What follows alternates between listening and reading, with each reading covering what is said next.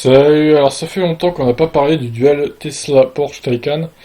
Donc voyons ce qu'il y a de nouveau. Apparemment, Tesla va augmenter la vitesse de pointe de la Model S pour battre la Porsche Taycan. Donc c'est une news sur pressecitron.net. La course entre Tesla et Porsche a eu lieu, cependant le constructeur américain n'est pas satisfait du résultat et compte revenir encore plus fort. Bon, pourtant, je pensais qu'ils avaient battu la Porsche.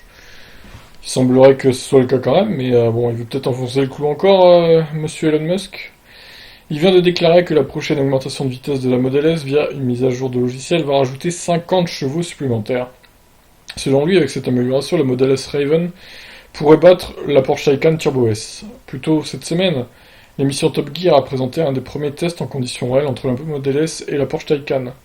Malgré la confiance d'Elon Musk en ses véhicules, c'est bel et bien le constructeur allemand qui a remporté le défi.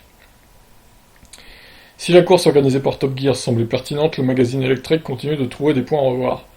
Nous nous attendions à ce que la Turbo S batte la Model S sur le 400 mètres, en partie grâce à la boîte à deux vitesses, mais l'accélération de 0 à 100 est plus surprenante chez Tesla. Tesla annonce officiellement la performance de la Model S avec une accélération de 2 secondes 4, et les pilotes ont pu la reproduire dans des conditions réelles. Ils ont montré l'utilisation de la commande de lancement dans la Taycan, mais ils ne l'ont pas fait pour la Model S Performance, qui nécessite une commande de lancement pour obtenir la pleine puissance de sortie. Le fait qu'ils ne l'aient pas montré ne signifie pas qu'ils ne l'ont pas utilisé, mais cela pourrait expliquer la différence. Ah oui, peut-être qu'ils n'ont pas fait ce qu'il fallait du coup. Alors la chaîne YouTube Drag Times, qui est spécialisée dans les courses auto, a analysé les images de Top Gear et n'en vient pas tout à fait aux mêmes conclusions, vous voyez par vous-même. Alors non, du coup on va pas regarder. En effet, Elon Musk a également commenté cette course et rejoint la conclusion de Drag Times selon laquelle la Model S peut encore être améliorée, et va l'être très rapidement avec une mise à jour logicielle qui devrait lui conférer 50 chevaux supplémentaires. Voici sa déclaration. L'analyse de Drag Time est correcte. De plus, il y a une mise à jour logicielle pour la Model S qui sort pour augmenter la puissance de pointe de 50 chevaux. Donc la Model S devrait battre la Taycan Turbo S dans les prochaines courses au 0 à 100 et sur 400 mètres. On a maintenant hâte de voir la Model S avec la mise à jour pour découvrir si la Porsche Taycan est toujours au-dessus.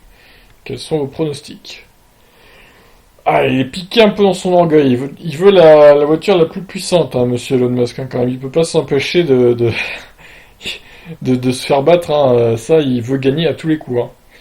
Bon, après, c'est une mentalité de winner, hein, c'est bien aussi, mais bon. Alors, allez, grâce à une mise à jour, putain, il va gagner 50 chevaux. Hein, c'est beau quand même. Hein. C'est beau la technologie quand même. Hein. Donc voilà, bah écoutez, on verra bien hein, ce que ça donne. En tout cas, pour l'instant, normalement, la Model S modifiée a le meilleur tour sur le Shape. Donc, à voir si ça va rester pareil ou pas.